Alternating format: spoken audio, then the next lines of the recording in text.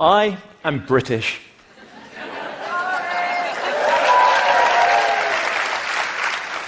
Never before has the phrase "I am British" elicited so much pity. I come from an island where many of us like to believe there's been a lot of continuity over the last 1,000 years. We tend to have historically imposed change on others, but done much less of it ourselves. So it came as an immense shock to me when I woke up on the morning of the 24th of June to discover that my country had voted to leave the European Union, my Prime Minister had resigned, and Scotland was considering a referendum that could bring to an end the very existence of the United Kingdom. So that was an immense shock for me, and it was an immense shock for many people. But it was also something that over the following several days created a complete political meltdown in my country.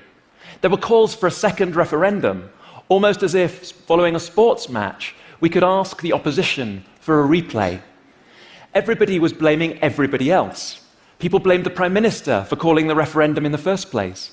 They blamed the leader of the opposition for not fighting it hard enough. The young accused the old. The educated blamed the less well-educated.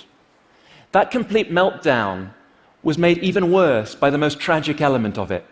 Levels of xenophobia and racist abuse in the streets of Britain at a level that I have never seen before in my lifetime. People are now talking about whether my country is becoming a Little England, or as one of my colleagues put it, whether we're about to become a 1950s nostalgia theme park floating in the Atlantic Ocean. But my question is really, should we have the degree of shock that we've experienced since? Was it something that took place overnight? Or are there deeper structural factors that have led us to where we are today? So I want to take a step back and ask two very basic questions. First, what does Brexit represent, not just for my country, but for all of us around the world? And second, what can we do about it? How should we all respond? So first, what does Brexit represent? Hindsight is a wonderful thing. Brexit teaches us many things about our society and about societies around the world. It highlights in ways that we seem embarrassingly unaware of how divided our societies are. The vote split along lines of age, education, class, and geography. Young people didn't turn out to vote in great numbers, but those that did wanted to remain. Older people really wanted to leave the European Union. Geographically, it was London and Scotland that most strongly committed to being part of the European Union, while in other parts of the country there was very strong ambivalence. Those divisions are things we really need to recognize and take seriously. But more profoundly, the vote teaches us something about the nature of politics today.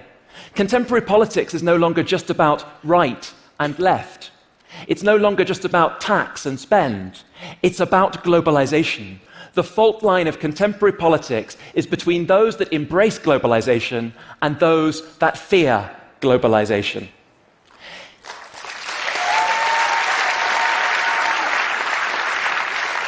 If we look at why those who wanted to leave, we call them leavers as opposed to remainers, we see two factors in the opinion polls that really mattered. The first was immigration, and the second, sovereignty. And these represent a desire for people to take back control of their own lives, and the feeling that they are unrepresented by politicians. But those ideas are ones that signify fear and alienation. They represent a retreat back towards nationalism and borders in ways that many of us would reject. What I want to suggest is the picture is more complicated than that liberal internationalists like myself, and I firmly include myself in that picture, need to write ourselves back into the picture in order to understand how we've got to where we are today.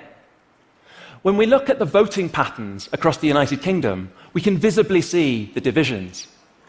The blue areas show remain, and the red areas leave. When I looked at this, what personally struck me was the very little time in my life I've actually spent in many of the red areas. I suddenly realized that looking at the top 50 areas in the UK that had the strongest leave vote, I've spent a combined total of 4 days of my life in those areas. In some of those places, I didn't even know the names of the voting districts. It was a real shock to me, and it suggested that people like me who think of ourselves as inclusive, open, and tolerant perhaps don't know our own countries and societies nearly as well as we like to believe.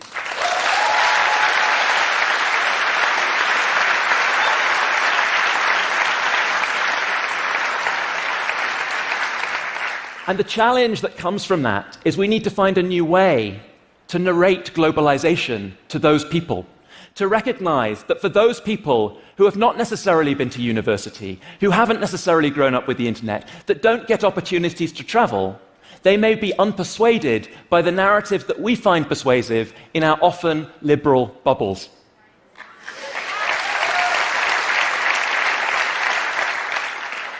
It means that we need to reach out more broadly and understand. In the Leave vote, a minority have peddled the politics of fear and hatred, creating lies and mistrust around, for instance, the idea that the vote on Europe could reduce the number of refugees and asylum seekers coming to Europe, when the vote on leaving had nothing to do with immigration from outside the European Union. But for a significant majority of the Leave voters, the concern was disillusionment with the political establishment. This was a protest vote for many, a sense that nobody represented them, that they couldn't find a political party that spoke for them, and so they rejected that political establishment. This replicates around Europe and much of the liberal democratic world. We see it with the rise in popularity of Donald Trump in the United States, with the growing nationalism of Viktor Orban in Hungary, with the increasing popularity of Marine Le Pen in France. The spectre of Brexit is in all of our societies. So the question I think we need to ask is my second question, which is how should we collectively respond? For all of us who care about creating liberal, open, tolerant societies, we urgently need a new vision, a vision of a more tolerant, inclusive globalization, one that brings people with us rather than leaving them behind. That vision of globalization is one that has to start by a recognition of the positive benefits of globalization. The consensus amongst economists is that free trade, the movement of capital, the movement of people across borders, benefit everyone on aggregate. The consensus amongst international relations scholars is that globalization brings interdependence, which brings cooperation and peace. But globalization also has redistributive effects. It creates winners and losers. To take the example of migration, we know that immigration is a net positive for the economy as a whole, under almost all circumstances. But we also have to be very aware that there are redistributive consequences. That importantly, low-skilled immigration can lead to a reduction in wages for the most impoverished in our societies and also put pressure on house prices. That doesn't detract from the fact that it's positive, but it means more people have to share in those benefits and recognize them. In 2002, the former Secretary General of the United Nations, Kofi Annan, gave a speech at Yale University. And that speech was on the topic of inclusive globalization. That was the speech in which he coined that term. And he said, and I paraphrase, "The glass house of globalization has to be open to all if it is to remain secure. Bigotry and ignorance are the ugly face of exclusionary and antagonistic globalization." That idea of inclusive globalization was briefly revived in 2008 in a conference on progressive governance involving many of the leaders of European countries. But amid austerity and the financial crisis of 2008, the concept disappeared almost without trace. Globalization has been taken to support a neoliberal agenda. It's perceived to be part of an elite agenda rather than something that benefits all. And it needs to be reclaimed on a far more inclusive basis than it is today. So the question is, how can we achieve that goal? How can we balance, on the one hand, addressing fear and alienation, while on the other hand, refusing vehemently to give in to xenophobia and nationalism? That is the question for all of us. And I think as a social scientist that social science offers some places to start. Our transformation has to be about both ideas and about material change. And I want to give you 4 ideas as a starting point. The first relates to the idea of civic education. What stands out from Brexit is the gap between public perception and empirical reality. It's been suggested that we've moved to a post-factual society where evidence and truth no longer matter, and lies have equal status to the clarity of evidence. So how can we rebuild respect for truth and evidence into our liberal democracies? It has to begin with education, but it has to start with a recognition that there are huge gaps.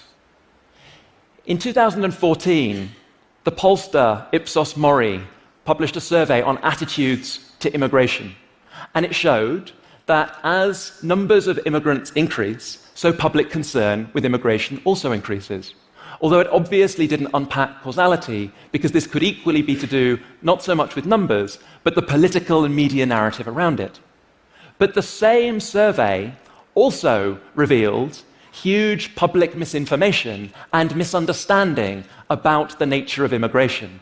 For example, in these attitudes in the United Kingdom, the public believed that levels of asylum were a greater proportion of immigration than they were. But they also believed the levels of educational migration were far lower as a proportion of overall migration than they actually are. So we have to address this misinformation, the gap between perception and reality on key aspects of globalization. And that can't just be something that's left to our schools, although that's important to begin at an early age. It has to be about lifelong civic participation and public engagement that we all encourage as societies. The second thing that I think is an opportunity is the idea to encourage more interaction across diverse communities. One of the things that stands out for me very strikingly, looking at immigration attitudes in the United Kingdom, is that ironically, the regions of my country that are the most tolerant of immigrants have the highest numbers of immigrants. So for instance, London and the South East have the highest numbers of immigrants, and they are also by far the most tolerant areas. It's those areas of the country that have the lowest levels of immigration that actually are the most exclusionary and intolerant towards migrants. So we need to encourage exchange programs. We need to ensure that older generations who maybe can't travel get access to the internet. We need to encourage, even on a local and national level, more movement, more participation, more interaction with people who we don't know and whose views we might not necessarily agree with.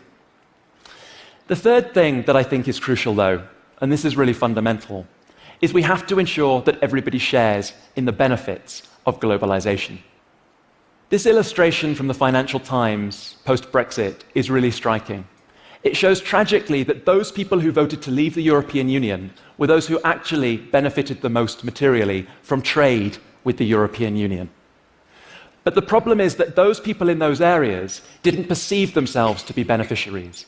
They didn't believe that they were actually getting access to material benefits of increased trade and increased mobility around the world. I work on questions predominantly to do with refugees. And one of the ideas I spend a lot of my time preaching, mainly to developing countries around the world, is that in order to encourage the integration of refugees, we can't just benefit the refugee populations, we also have to address the concerns of the host communities in local areas.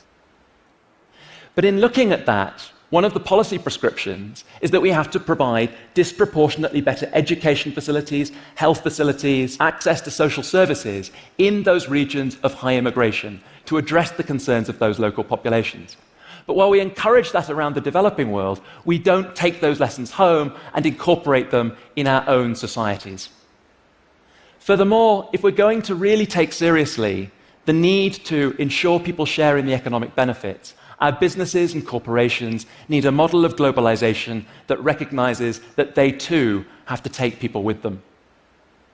The fourth and final idea I want to put forward is an idea that we need more responsible politics. There's very little social science evidence that compares attitudes on globalization. But from the surveys that do exist, what we can see is there's huge variation across different countries and time periods in those countries for attitudes and tolerance of questions like migration and mobility on the one hand and free trade on the other. But one hypothesis that I think emerges from a cursory look at that data is the idea that polarized societies are far less tolerant of globalization.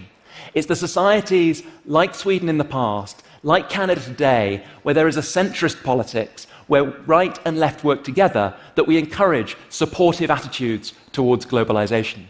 And what we see around the world today is a tragic polarization, a failure to have dialogue between the extremes in politics and a gap in terms of that liberal centre ground that can encourage communication and a shared understanding.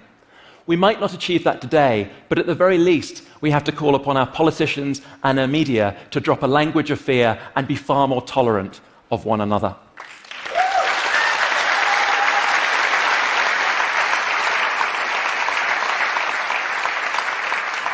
These ideas are very tentative, and that's in part because this needs to be an inclusive and shared project. I am still British. I am still European. I am still a global citizen. For those of us who believe that our identities are not mutually exclusive, we have to all work together to ensure that globalization takes everyone with us and doesn't leave people behind. Only then will we truly reconcile democracy and globalization. Thank you.